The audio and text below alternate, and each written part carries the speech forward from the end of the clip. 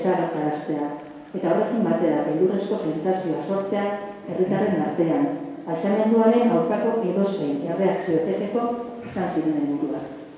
Tropa frankistak demagogian sartu zirenean, 1996 irailean, herrian aurkitu zituzten ertzaiak pertsona zibilak ziren. Agustín Jesús y Gregorio fueron asesinados y desaparecidos entre el 36 y el 38. Las huellas de sus asesinatos fueron ocultadas o bien justificadas con mentiras. Somos conscientes de que los hechos acaecidos han causado un dolor irreparable. Además de las muertes, hay que añadir también otras duras situaciones de persecución, dificultad y sufrimiento provocadas en vuestra familia durante muchos años.